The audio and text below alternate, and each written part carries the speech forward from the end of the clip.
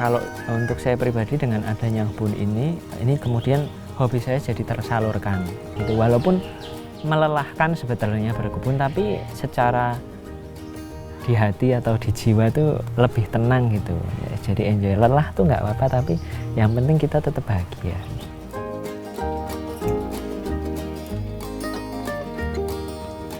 Ya, walaupun awalnya saya berat hati buat menerima kebun ini karena saya nggak punya waktu, nggak bisa merawatnya. Tapi ternyata punya kebun itu sangat bermanfaat buat saya, terutama untuk keluarga saya.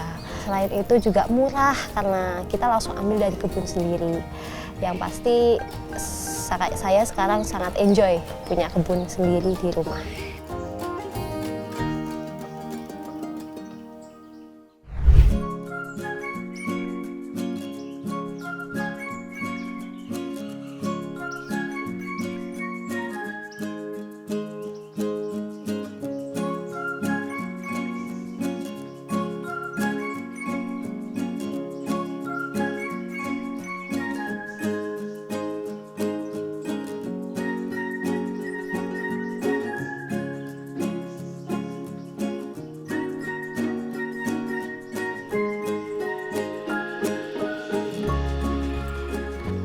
Wah, lihat Sinar. Nih, tanaman bayam Brazilnya udah pada subur. Ayo kita petik nih. Ini kita bersihin daun-daun yang kering nih di bawah.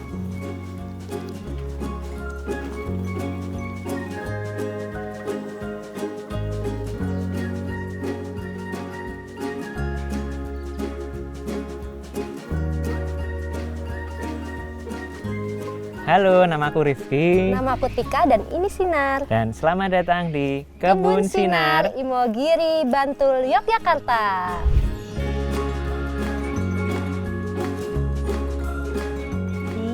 Oh. Apa itu? Lihat tanganmu.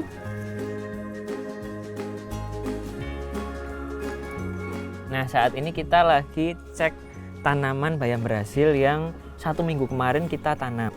Nah, ini ada yang mati, kemudian ini beberapa sudah seger ya. Nah, Sinar, ini kita ambilin yuk. Ini apa daun-daun yang kering di bawah yang warna kuning kita ambilin yuk. Ini apa? Oh, ada kayu. Kita ambilin yuk. Nih. Batu. Oh, batu. Batu juga.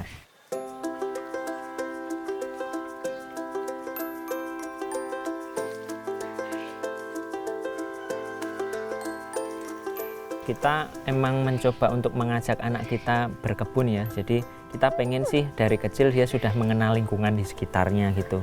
Dan mencoba untuk kemudian menghargai apa yang kita makan gitu. Jadi kalau misalnya kita ajak berkebun, Sinar tahu prosesnya dari, oh ternyata tuh tanaman dari kecil awalnya. Terus kemudian kita rawat tumbuh besar dan kita panen dan kita makan. Jadi dia tahu prosesnya.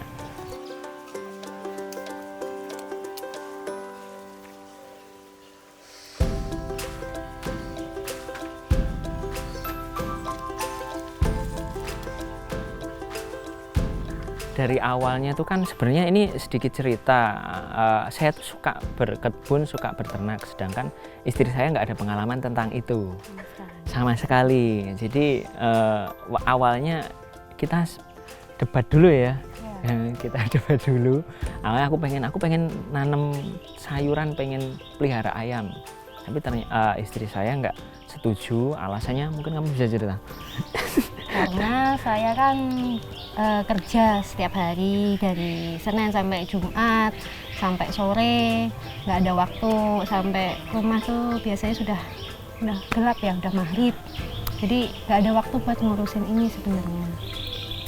Terus juga ini suami saya itu sering keluar kota, hampir setiap bulan pasti ada keluar kotanya. Jadi harus ngurus anak, harus ngurus rumah. Kayaknya kalau berkebun sampai berternak, apalagi saya nggak punya pengalaman sama sekali buat ngurusin itu, jadi kayak ragu gitu loh. Terus kayak aduh nggak bisa nih kayaknya. Awalnya gitu.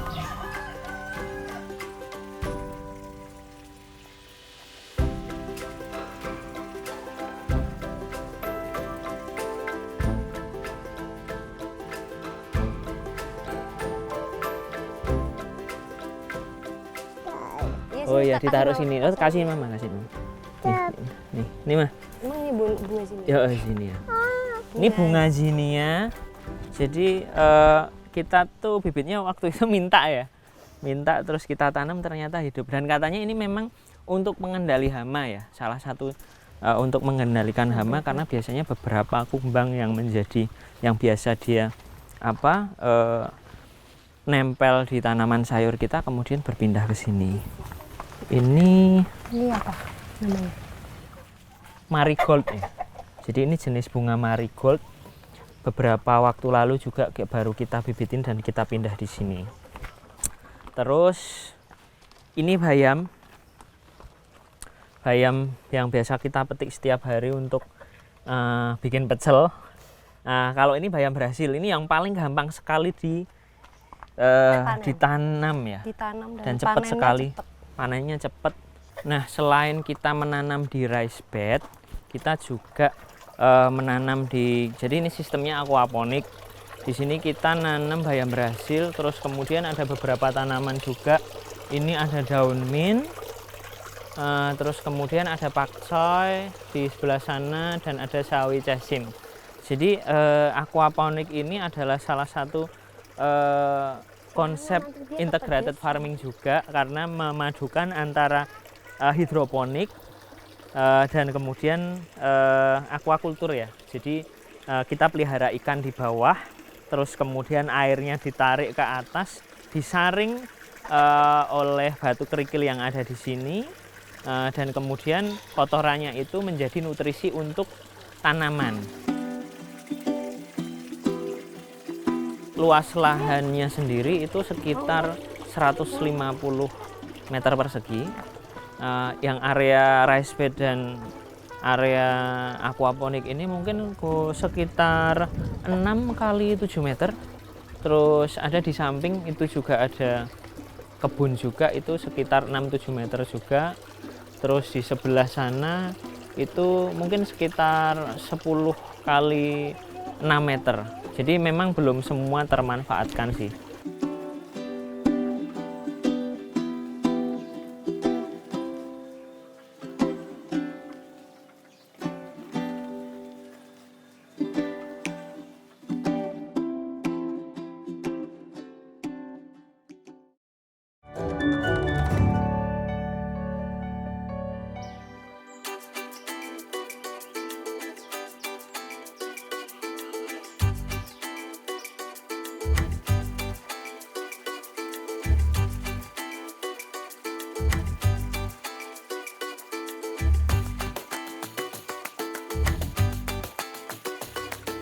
Oke, saatnya kita panen. Let's go!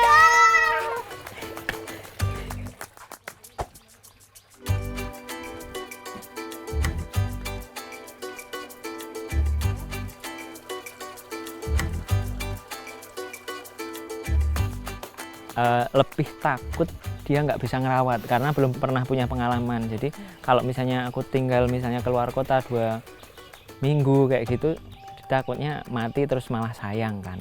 Jadi awalnya itu, terus kemudian tapi kita, jadi aku ini biar agak ini ya, apa jenenge, keras kepala ya. Dia sebenarnya nggak agak maksa. Dia tapi aku tetap nanam gitu. Aku tetap mencoba menanam pelan-pelan, sebenarnya supaya dia juga tahu gitu. Terus aku awalnya menanam beberapa tanaman yang menghasilkan dan dilihat itu cantik gitu. Yang pertama ada seledri, terus kemudian tomat sama bayam. Nah, terus ada terong juga. Jadi ada tanaman yang berbuah. Jadi harapannya ketika berbuah tuh istriku lihat tuh, bagus ya kayak gitu loh. Siapa tahu luluh gitu. Terus akhirnya berhasil dan dia kayak, kamu udah mulai luluh nggak waktu itu? Ya. Udah mulai luluh ya? Bisa ya buat masak, Iya. buat sehari-hari, ternyata bermanfaat juga.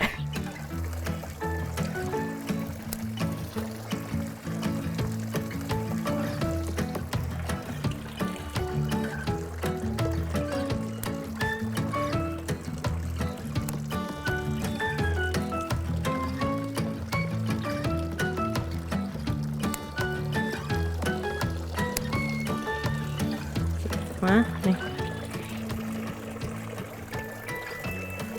Oke, sudah. Sekarang kita ambil, itu ada pepayanya yang matang, Sinar. Sinar mau ambil pepaya? Bapak gendong ya?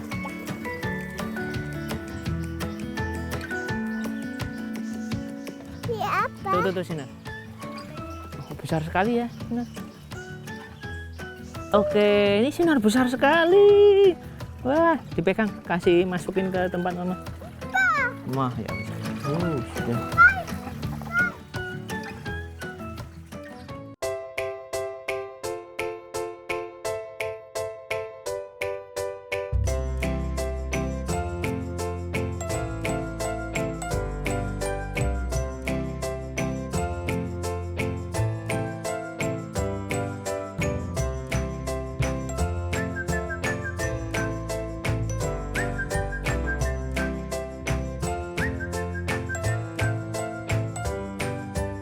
Seru, ternyata tuh seru banget berkebun tuh seru ya. Pertama ya pasti ada gagalnya sih, ada kadang mati, kadang lama panennya, terus bingung, kadang kan udah selesai, ada beberapa tanaman kan beberapa kali panen sudah mati, terus bingung mau nanam apa lagi, gimana. Tuh kan nggak semuanya tanaman bisa menyesuaikan lingkungan kita yang di sini, nggak semuanya bisa. Tapi ternyata tuh seru, maksudnya pas masa panennya sih terutama.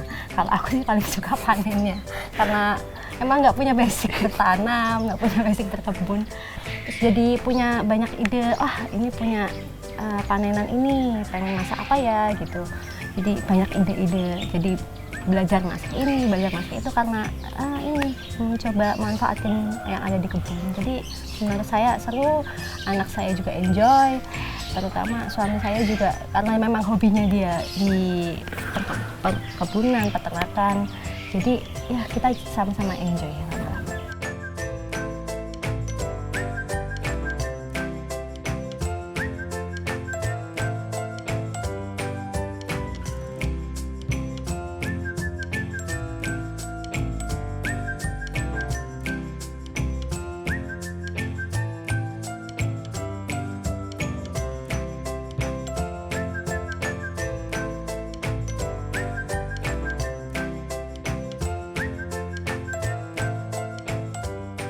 Ya, walaupun awalnya saya berat hati buat menerima kebun ini karena saya nggak punya waktu, nggak bisa merawatnya.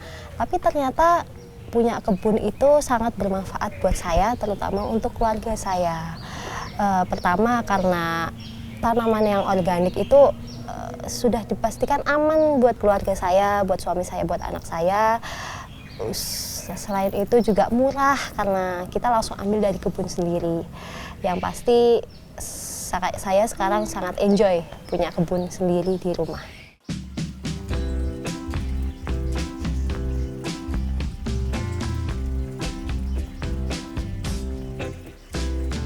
Ini Sinar paling anteng soalnya saya nyerah. Nah gitu anteng sih. Yang lain di tempat lain, Nak. Itu yang Bisa kecil-kecil. geser situ. Sini loh.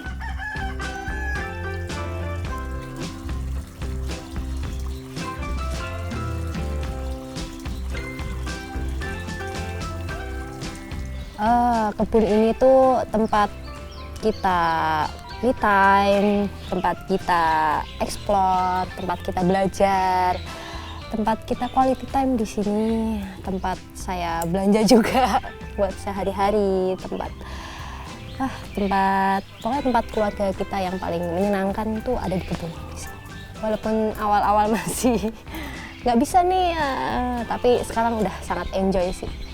Semakin menikmati, semakin kesini makin menikmati.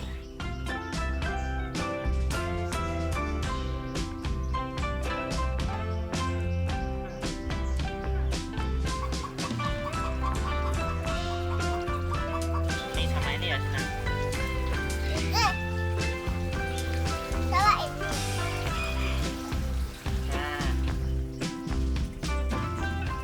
Oke Sinar, sekarang kita mau semai benih ya.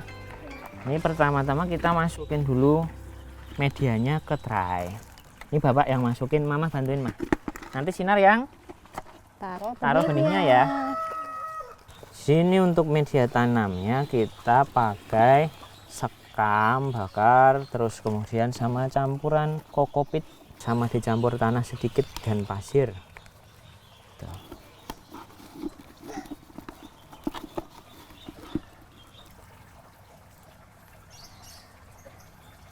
Sekarang kita ini ya, semai benihnya ya. Sini Bapak bukain. Sinar bisa bukanya? Bisa. Ya, oke. Sinar yang semai. Pakai. Ya.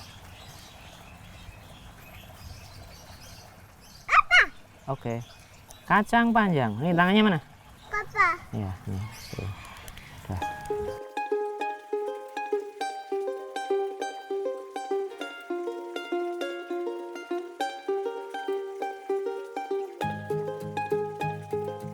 Bangga sih, bangga dan puas gitu, dan nagih ternyata.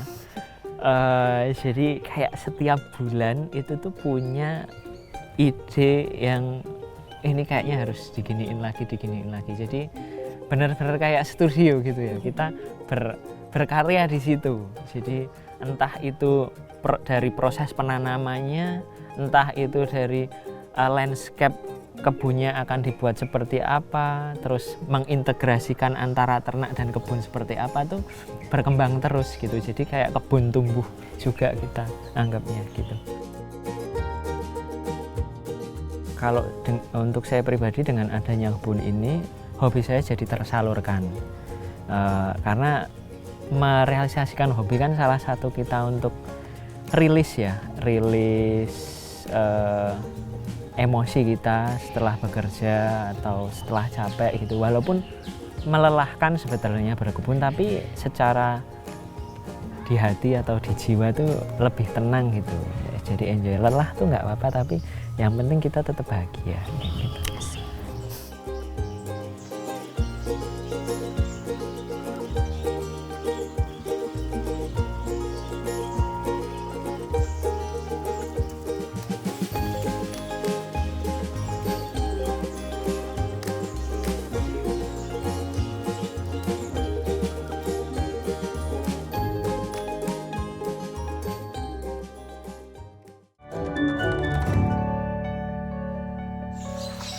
Dicampur pakai. Jangan dong, kasihan.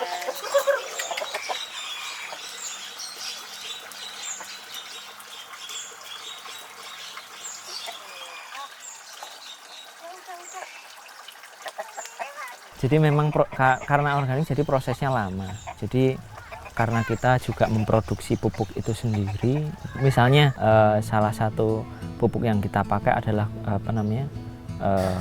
kohe ayam dan kohe kambing. Kohe kambing itu kan dia nggak bisa langsung ketika keluar, nggak langsung bisa diaplikasikan ke tanah karena dia panas gitu. Jadi memang harus didiamkan dulu dan difermentasi. Kemudian dicampur beberapa kayak misalnya kompos, terus kalau misalnya biar lebih cepat biasanya kita campur aktivator kayak gitu supaya proses pelapukan dari kotoran hewan itu lebih cepat.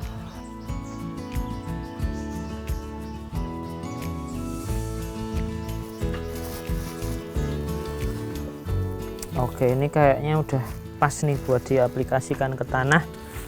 Ya, ini sekarang kita mau aplikasiin si kompos yang udah jadi ini ke tanah bedengan.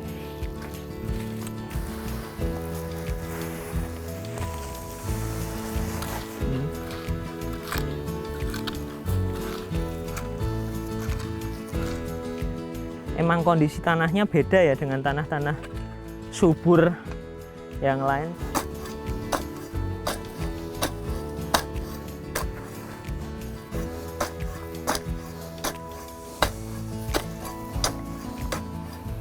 Setelah kita kasih kohe dan kompos ini, kita akan istirahatkan dulu mungkin sekitar 1-2 minggu. Jadi biar tercampur sempurna dengan tanah, dan baru setelah itu nanti akan kita tanami.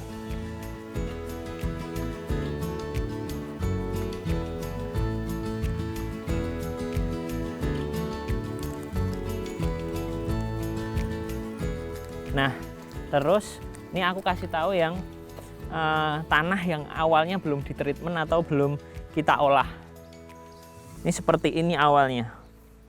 Jadi kalau kita lihat ini hampir kayak seperti batu.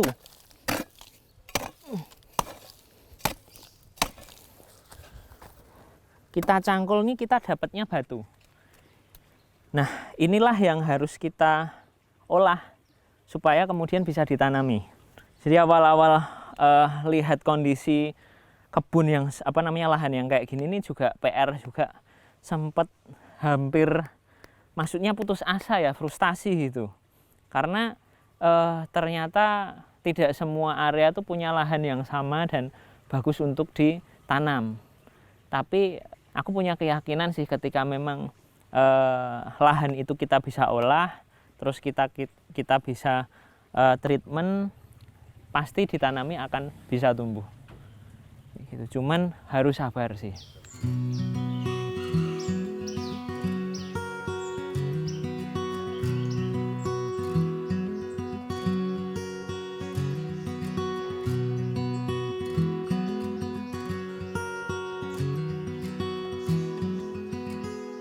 Jadi kalau misalnya kita punya kebun sendiri, artinya kita akan setiap hari akan punya sayur atau punya bahan makanan yang fresh setiap hari, dan kita paham betul kalau misalnya kita mencoba untuk merawatnya secara organik, jadi kita tahu bahwa yang kita tanam itu adalah makanan yang sehat gitu ya, tidak mengandung campuran bahan kimia dari luar kayak gitu. Karena kan kita tidak setiap hari itu makan makanan organik gitu. Setidaknya kita juga meminimalisir itu.